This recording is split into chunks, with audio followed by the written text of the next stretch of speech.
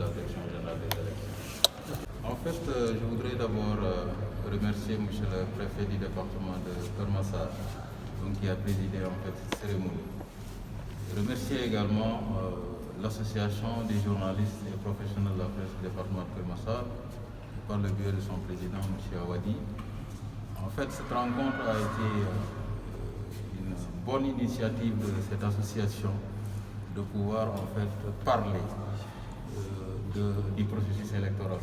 Et dans ce processus électoral, la Direction générale des élections a été conviée pour un peu exposer sur les innovations qui ont été introduites dans le code électoral.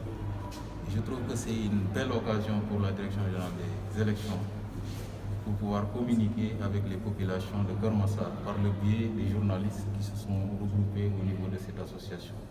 Je félicite l'association encore une fois et je dis que c'est une journée qui nous a permis d'échanger sur les différentes innovations qui ont été introduites dans le nouveau code électoral.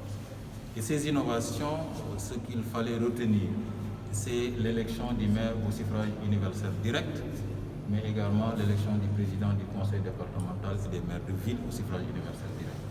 C'est une innovation qui a été actée au niveau du dialogue politique et introduite au niveau du code électoral. L'autre innovation, c'est la restauration de la liste de ville, parce qu'aux élections passées de 2014, la liste de la ville n'existait pas. Il y avait une désignation parfaite au niveau des conseils.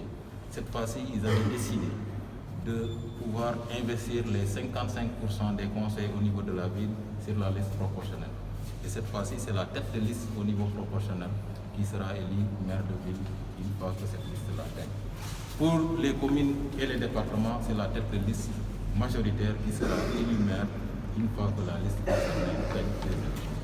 L'autre innovation également, c'est l'harmonisation des taux, des pourcentages, 55% et 45%. Au niveau des élections de 2014, les taux étaient de 45 et de 55% selon le mode de scrutin. 45% pour la majoritaire et 55% pour la liste proportionnelle. Mais avec ces élections-là, pour les communes, au départ, en 2014, il y avait 50-50, mais ils ont décidé d'harmoniser en disant qu'il faut faire comme au niveau du département, 45% et 55% issus des conseils. Donc c'est en fait ces innovations-là. Il y en a d'autres, mais c'est les innovations en plus qui sont plus en vue au niveau tout simplement de ce code électoral. Et je pense que c'est des innovations qui ont été appliquées et les autorités administratives et les acteurs politiques ont déroulé ce processus jusque-là. On est donc dans cette période, de distribution également des cartes d'électeurs. Et le département de Keur Massar a une certaine particularité parce que c'est une nouvelle création. Et donc la distribution des cartes, hier on avait fait une tournée avec le préfet en compagnie de M. Awadi et en compagnie des autorités administratives concernées pour chaque arrondissement. On a fait les commissions et on a vu qu'en fait la distribution des cartes se fait normalement et correctement.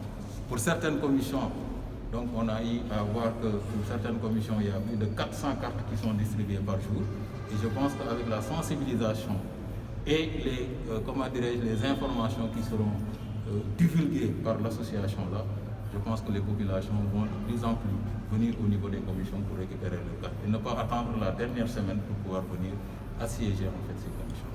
C'est l'occasion également de réitérer notre engagement pour soutenir en fait cette association dans le cadre tout simplement de ses activités, parce que c'est une association qui va dans les conseils jours essayer de communiquer et de sensibiliser les populations de Keur Massar pour que ces dernières aillent retirer les cartes au niveau des différentes commissions qui ont été installées par les autorités administratives compétentes.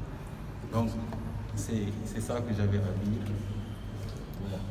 Oui, vous savez, les élections territoriales ont une certaine particularité. Parce qu'en tant que journaliste, si vous couvrez une zone pour pouvoir voter, il faut que vous soyez inscrit sur la liste électorale de la commune concernée.